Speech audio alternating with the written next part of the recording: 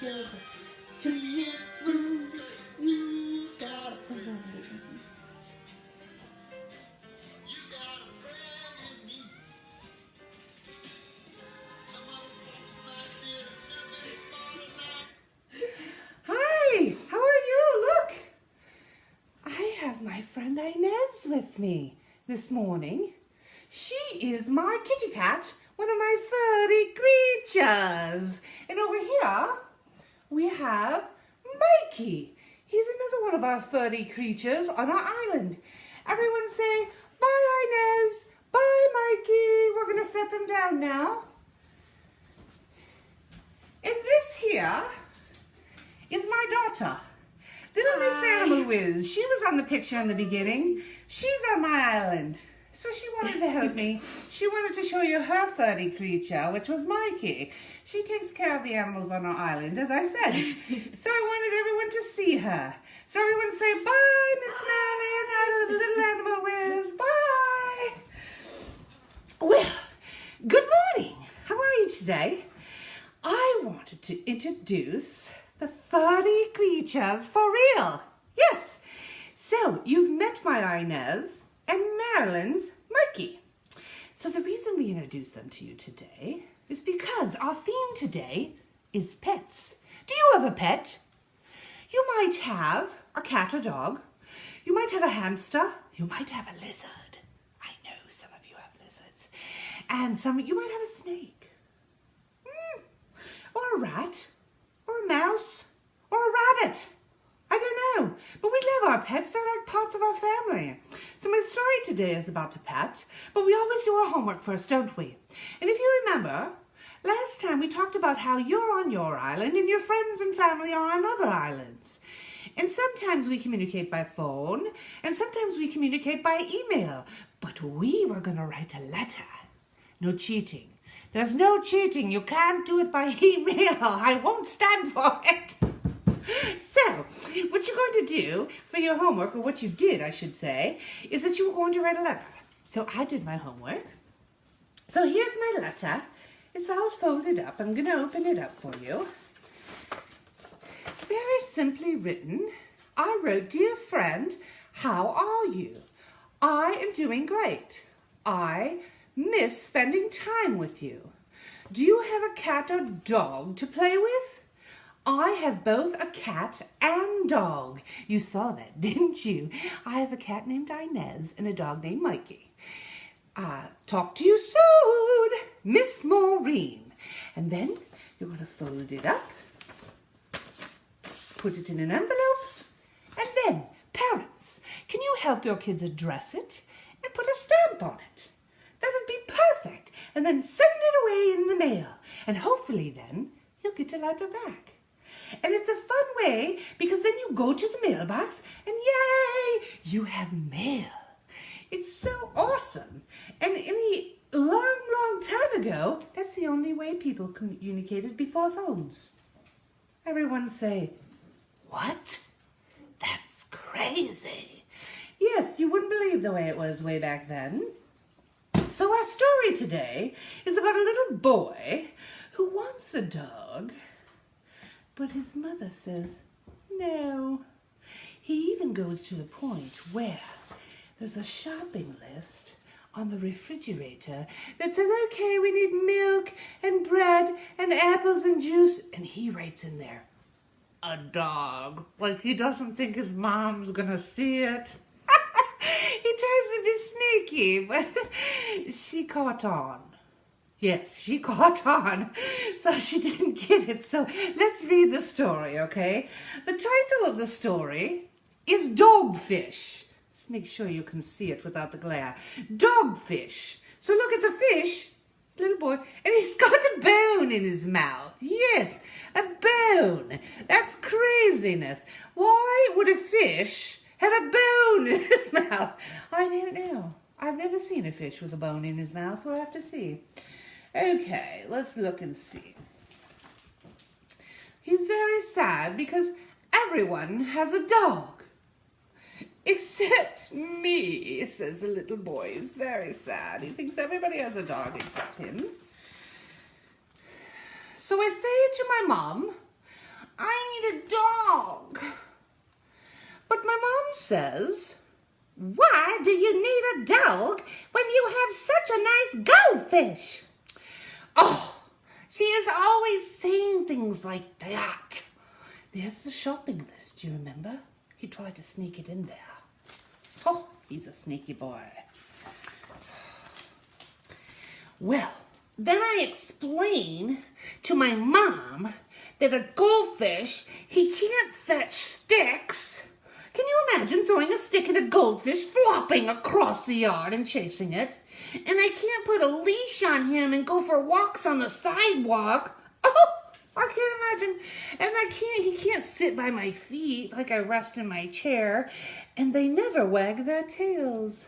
I might argue that point. I think that they do wag their tails at times. So that is why, he said, looking at her, he was going to try to use magic on her. My hypnotizing eyes, I'm going to use them. I need a dog. Wah, wah, wah. But my mom says, we'll see, which really means no. I look sad. My goldfish, he looks sad too. These are our sad looks. See that? They both look sad. So my mom says in her kind and caring voice, but honey, how could we have a dog when we live on the 44th floor? Well, I think for a bit, and then I say 444 stairs would be very good exercise for a dog. And there they are, running the stairs.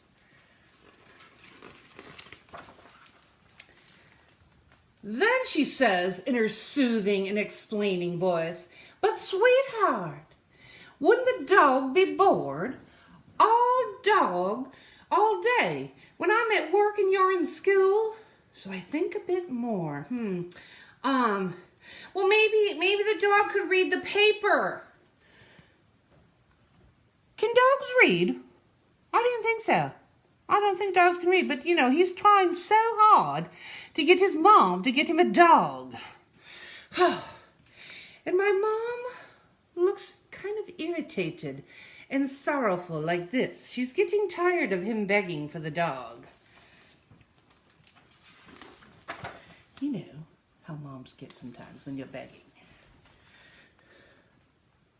Then she says in this really is the end of the matter voice, now darling, how could we possibly afford to feed a great, big, hungry dog? But I say, as quick as a fish, I don't want a big, hungry dog. I want a very, very, very, very small dog that eats hardly anything at all, just sort of scraps from the table. And look, he's feeding the little dog a pea from his plate. Do you think a dog could live on just peas? I'm not thinking he can. Then we all look how people look when the situation is hopeless, like this. I don't know. Everybody do that. I don't know what to tell you.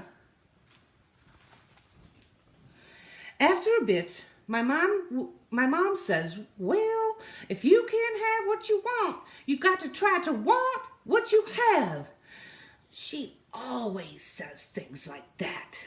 So then, I look at my goldfish, and he tries to use magic on me. And my goldfish looks at me with his hypnotizing eyes and thinks, maybe, just maybe. So, I work really hard and I teach my goldfish to catch a teensy tiny stick. And it takes practice, and it's a tough job. And sometimes I think it's a waste of time. But we get there in the end, and it feels good. Look, he fetched the stick. This is how good it feels. And I take my goldfish for a walk. Look, he put the goldfish in the wagon, and then he took him for a walk in the park. And then he takes me for walks. Look, the goldfish is taking him for a walk underwater. He's dreaming, of course. And then we climb the 444 stairs together. The goldfish rides on his head, of course. That's craziness. That's a lot of balance. How does he do that? That's quite amazing. I don't know if I could do that. When we're out, he reads the paper. He's never bored. Again, an animal with glasses on? Wow. So he's reading the paper. Wonderful. He eats hardly anything at all, just scraps, which was kind of what Mom wanted. So we're following that rule. And in the evening, he sits by my feet and I tell him stuff. He's a great listener.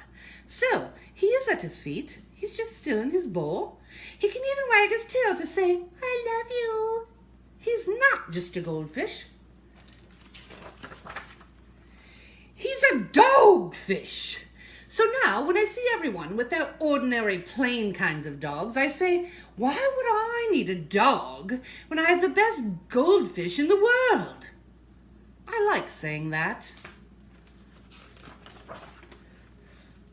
And I look at my mom, and my mom looks at my goldfish, and he's utterly and totally blissful, happy, just like this. The end. Yay! So do you have a pet? Yes, we asked you that earlier. And I'm wondering, do you have fun with your pet at home? Are you sure you're playing with your pet? That's another great way to spend time on your island. You can play with your pet. You can throw a ball. For a kitty, you can dangle some yarn. Or play with a little mouse with your cat. And pet them and love them, just like Miss Marilyn and I were doing earlier. We were dancing with our cats and our dogs. You can do that. It's wonderful. So, what's your homework today? Your homework today, some of you may not have pets, and that's okay. So you might have allergies or asthma, or it's just not a good choice for where you're living. So, you know what you can have?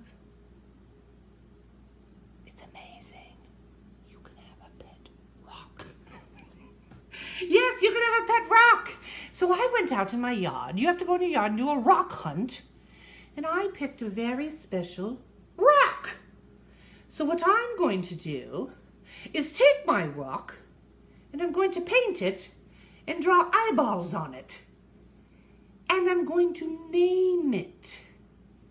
It's going to be my pet rock.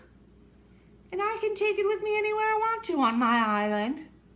And it can go with me, and I can talk to it. I can take it down the stairs.